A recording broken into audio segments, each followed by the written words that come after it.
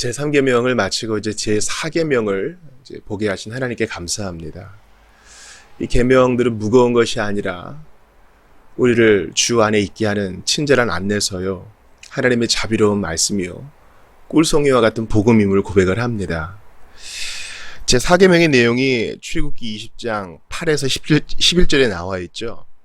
안식일을 기억하여 거룩하게 지키라.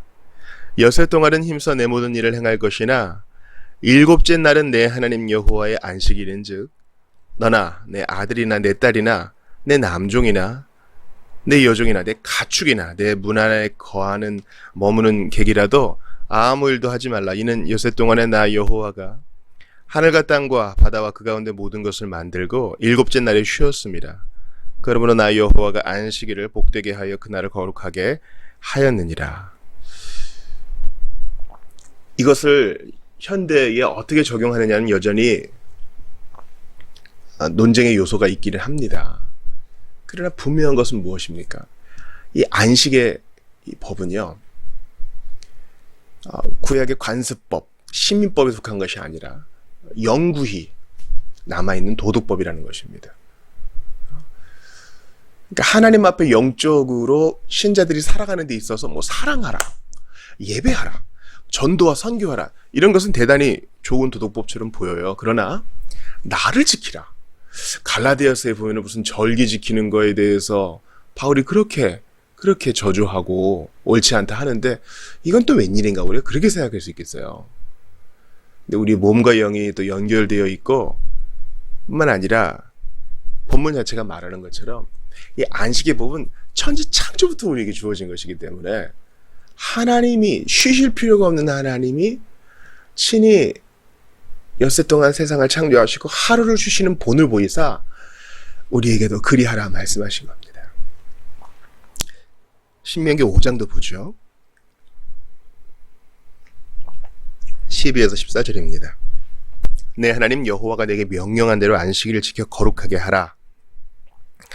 여섯 동안은 힘써 내 모든 일을 행할 것이나 일곱째 날은 내 하나님 여호와의 안식일인즉 너나 내 아들이나 내 딸이나 내 남종이나 내 여종이나 내 소나 내 낙이나 내 모든 가축이나 내 문 안에 유하는 객이라도 아무 일도 하지 못하게 하고 내 남종이나 내 여종에게 너같이 안식하게 할지니라. 거룩하게 지키라, 또 거룩하게 하라, 뭐 이런 표현의 뉘앙스 차이가 있지만은 여전히 같은 얘기입니다. 하나님이 복되게 하신 날이에요. 하나님이 이 날을 어떤 시간과 특정 기간이 아니라 이 안식의 날을 복되게 하셨기 때문에 이 날을 구별하여 지켜야 합니다. 뭐 때문에 그런가? 게다가 아주 세세하게 얘기하죠. 마치 그 10번째 계명처럼 뭐 남종과 여종과 이웃에 있는 어떤 그 재산 목록을 얘기하지 않습니까? 그런 것처럼 너만 쉬지 말고 너의 가족들과 너의 손님들까지, 너의 가축들까지도 안식의 날에는 일하지 않게 하라. 주님께서 이것을 대단히 많이 강조하셔요. 우리 앞으로 사계명을 공부해 나가면서 이 사계명에 담긴 놀라운 영적 차원을 좀 살펴보고 우리가 그 안에서 참 기쁨과 만족을 누리고 또 눈이 밝아지는 경험할 수 있게 되길 바랍니다.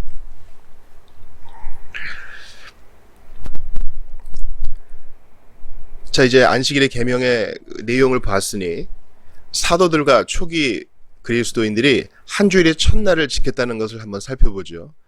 고린도전서 16장 1, 2절입니다. 성도를 위하는 연보에 관하여는 내가 갈라디아 교회들에게 명한 것 같이 너희도 그렇게 하라.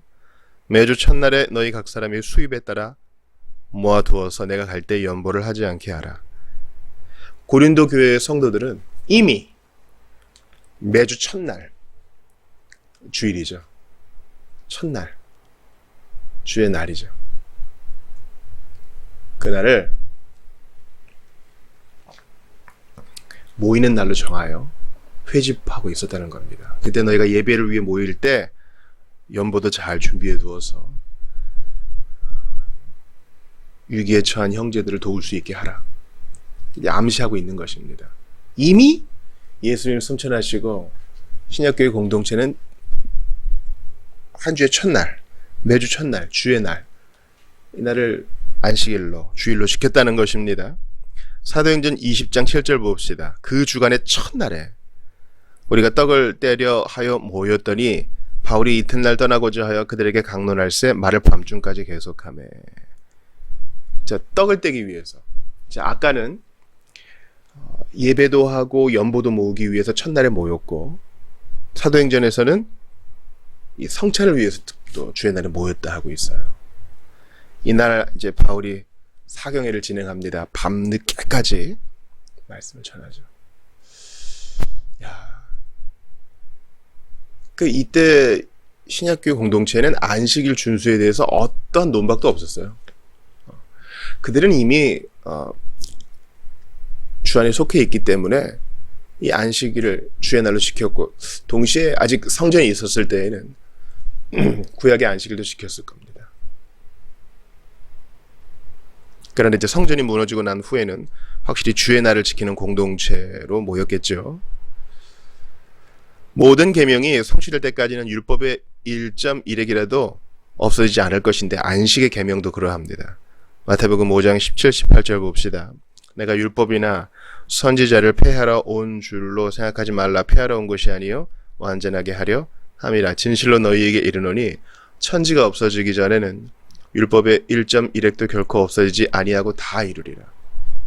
주님 다시 오실 때까지 율법의 1.1핵도 없어지지 않고 다 이루어질 것인데, 예수님이 운명하실 때 휘장의 갈라짐으로 관습법, 시인법은 폐지됐죠. 도덕법이 남았는데 이건 역시 주님 재림하실 때까지 온전히 성취돼야 하는데 안식의 법이 그러한 것입니다. 히브리서에서 말한 것처럼 성도에게 안식할 날이 남아있도다, 안식이 남아있도다 할 때 우리가 바라는 천국, 하늘나라, 하나님의 나라, 새하늘과 새 땅은 정말 안식의 장소, 영원의 안식, 그냥 잠만 자는 안식 말고요. 그게 될 거예요. 그러니까 그 파루지아, 주의 강림과 마지막 때의 성취 때까지는 계속 그 안식을 향해 나아가는 거죠. 그때까지 안식일은 지켜줘야 된다는 겁니다. 우리 주님은 어느 것 하나도 없어지지 않을 것이다 했습니다. 그러니까 우리가 성경에 나와 있는 것은요, 무엇이든 진중하게 다룰 수 있어야 하는 것입니다. 이사야 56장 2절과 4절을 보면 구약은 신약 시대의 안식일 준수를 예언하는 것을 알 수 있어요. 여호와께서 이와 같이 말씀하시기를 나의 안식일을 지키며 내가 기뻐하는 일을 선택하며 나의 언약을 굳게 잡는 고자들에게는. 나의 안식일. 여기서 이제 고자들이라 함은 그 당시에 이스라엘 백성들이 너무 패역했기 때문에 하나님의 명령을 지키는 자는 이 고자들이 약속을 가지고 함부로 하는 너희들보다 낫다, 이런 대조의 의미가 있긴 있습니다. 주님께서 나의 안식일을 지킨다. 특별히 이 안식일을 강조하는데 바로 그 윗절에 보면 56장 2절에 보면 이렇게 나와 있어요. 안식일을 지켜 더럽히지 아니하며 그의 손을 금하여 모든 악을 행하지 아니하여야 하나니 이와 같이 하는 사람, 이와 같이 굳게 잡는 사람은 복이 있느니라. 단순히 구태의연한 이스라엘 사람들이 오히려 범하고 그날에 장사하고 예배를 불손하게 여기는 그런 안식일 말고 주님의 안식일을 지킬 날이 올 것이다 라고 구약의 선지자들이 예언했다는 것입니다. 계속 보죠. 이사야 56장 6, 7절입니다. 또 여호와와 연합하여 그를 섬기며 여호와의 이름을 사랑하며 그의 종이 되며 안식일을 지켜 더럽히지 아니하며 나의 언약을 굳게 지키는 이방인마다 내가 곧 그들을 나의 성산으로 인도하여 기도하는 내 집에서 그들을 기쁘게 할 것이며 그들의 번제와 희생을 나의 제단에서 기꺼이 받게 되리니 이는 내 집은 만민이 기도하는 집이라 일컬음이 될 것입니다. 이거에서 많이 본 말씀이죠. 예수님이 이 말씀 인용하시면서 성전을 깨끗하게 하셨잖아요. 그래서 장사하는 자들을 다 내쫓으십니다. 근데 여기서 주님께 예배하고 번제와 희생을 드리는 자, 또 나의 제단에서 이 드린 것을 나누어 먹는 자, 기꺼이 받게 되는 자, 이들이 이방인이라 그래요. 나의 언약을 굳게 지키는 이방인. 이방인들은 그렇게 못하거든요. 그러니까 이것은 다른 안식일을 말하는 거죠. 그러니까 이 사연은 내다보고 있어요. 하나님이 기뻐하는 종 메시아를 통해 온전한 주의 날, 주님의 안식일 세워질 것이라는 것을 말씀하시는 겁니다. 자, 이제 조금 더 살펴보죠. 누가복음 23장 56절을 보세요. 돌아가 향품과 향유를 준비하더라. 계명을 따라 안식일에 쉬더라. 자, 이제 우리가 일찍이 부활절을 앞두고 또 전후에서 본 말씀입니다. 예수님은요, 금요일에 돌아가셨죠. 오늘날 우리의 날짜 개념으로 보면, 왜냐면 그 다음 날은 유대인의 안식일이기 때문에 이제 해지면 바로 날 시작이거든요. 그래서 그 전에 판결을 끝내라, 형 집행을 끝내라.